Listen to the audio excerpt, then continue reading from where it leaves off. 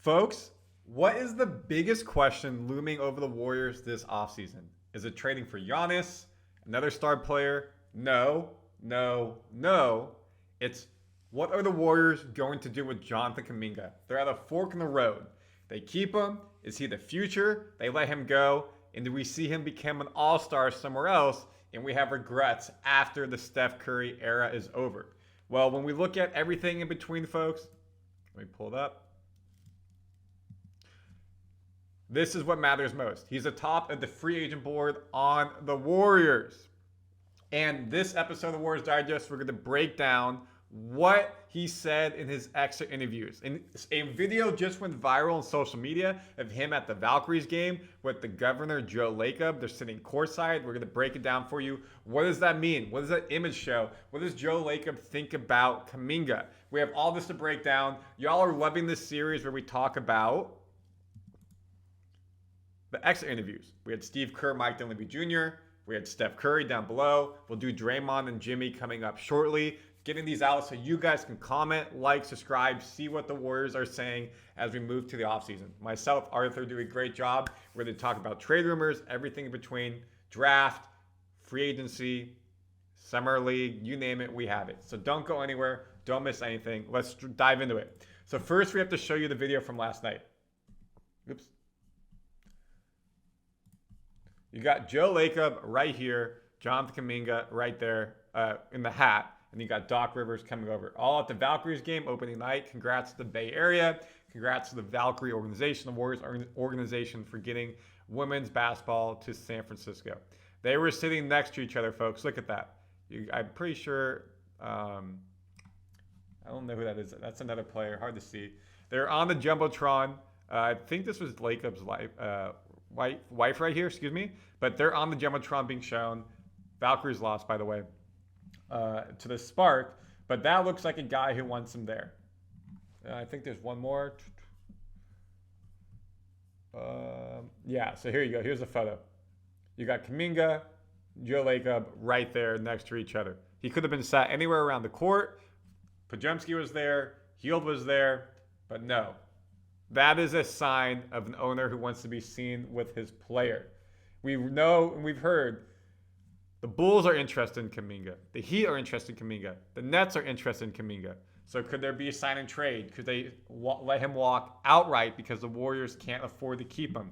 Again, when we go back to the graphic, folks, and we're going to get to his quote in a second, $171 million with everyone who signed. You see the free agencies right here? These people aren't signed to the Warriors. So you're like, oh, what if we just trade Kuminga and Looney and BP? Well, you can't put free agents together in a sign and trade. Kuminga can't because he's restricted.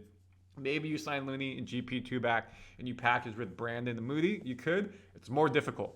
But if Kuminga's getting 20 to 30 million on the open market, that puts you at 190 to 200 million.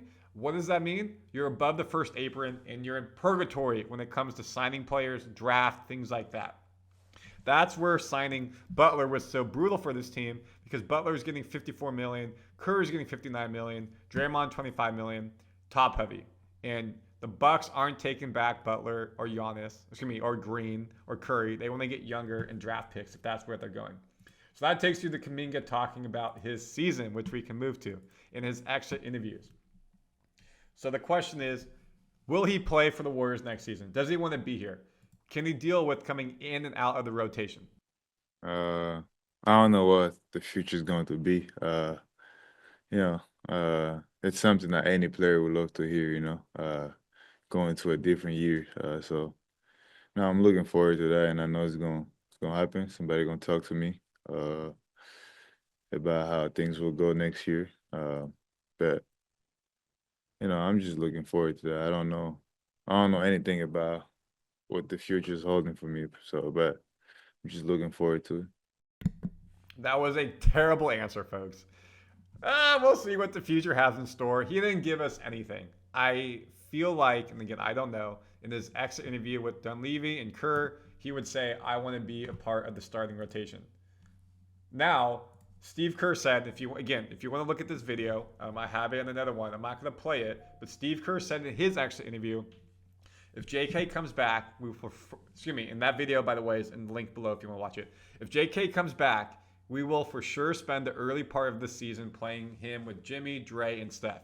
To me, that would be a no-brainer. We didn't have that luxury this year. Remember, he came back after an ankle injury, after they got Butler, and they really were in win-now mode to make the playoffs. We've basically been in the playoffs since the moment we got Jimmy, as I said, and that's when JK got hurt. And Kerr consistently said that Dre, Jimmy, and Kuminga was a losing team on the floor. He did not like it, did not want that to happen. Of course, with Steph out against the Wolves, Kuminga played and showed what he can do. So being in the lineup to start, then getting hurt and coming out, then getting benched, did not play by coach's decisions and coming back in. How does he feel he fits under Steve Kerr in that relationship? They were great. They were great. Like I told them, things just and it's gonna take us time to figure it out what's really gonna happen, things like that.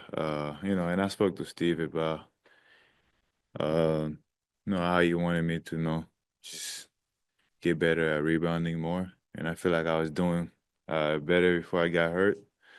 Uh, and I like where he was going with it. He explained to me little things.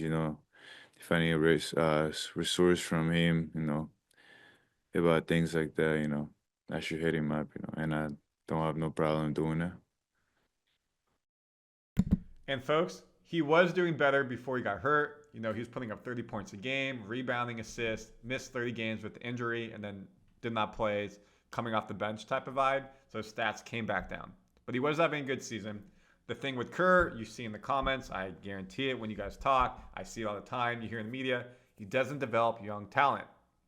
Look at Wiseman not being able to do something. Fair enough, he hasn't done anything in the NBA. Kuminga, another high draft pick if they let him go. BP rock and roll season. Who's the really young talent that Kerr has drafted who's been on this team and developed well? You can't say.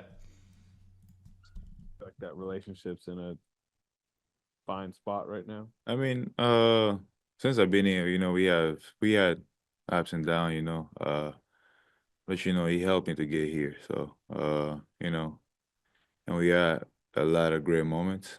So I think our relationship been very good.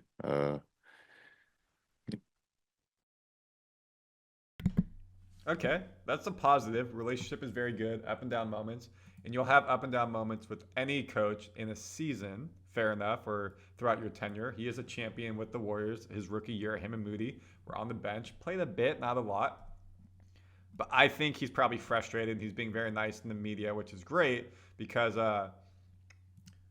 he didn't play a lot end of the season. He wants to be an all-star. He wants to be the Kobe Bryant, as he said. That's his goal. And I love those lofty goals, but you got to play. And the coach has to have belief in you. And it felt like Kerr did not have belief in Kuminga. Roller coasters this year. It was tough. It was tough, playing great. And then things like that happened. I didn't let it down. I just went back and just rehab every other day, try to get better. And I came back to a complete different team, and I had to figure out how to, to be impactful with that new team. You know, like I said, it was ups and downs, but I didn't put my head down and just say, I don't want to get better or figure it out. I tried to figure it out. So I had tough moments. About And he received praise from Butler. He received praise from Draymond. He received praise from Curry about overcoming those tough moments. So I completely agree with everything he said there. It was a roller coaster for him, especially someone who is such a high-profile player in this team, someone who is talked about a lot in the media, someone who's only 22. It's a lot to put on someone's shoulders. Dunleavy Jr. and his ex-interview, again, it's linked below, the same with Kerr's. JK's been there for 4 years. We worked with him, put a lot of time in. It's very reasonable, and despite him not playing some of the playoff games, that we want him to come back and be with us. Now, again, that's a very PC answer. You can dive deep into it. He says he likes JK and would love to have him back, but we all know it's going to come down to the money. It's going to come down to this, folks. They're going to give him the qualifying offer of $7 million because if you give that qualifying offer to JK and you're getting that off the bench as a starter, you're winning in the NBA. But if this Heat, the Bulls, the Nets, and other teams come $20, $30 million. The Warriors don't really have that money to put on JK plus other free agents. So then can they do a sign and trade scenario with JK? And the Warriors have a lot to figure out. I think there wasn't a lot in that JK extra interview. He's being very PC about it, which is nice, but we want to make sure to share it. So comment your thoughts. Again, you saw him at the Valkyries game with the team governor, Joe Lacob, which is great. Public image matters. He's putting a front that I want to be seen with JK. I want him here. My home stadium, Valkyries game. Do you want him there next year? If he is, bench, starter. And how much money? Comment, subscribe, and don't miss any Warriors Digest news daily.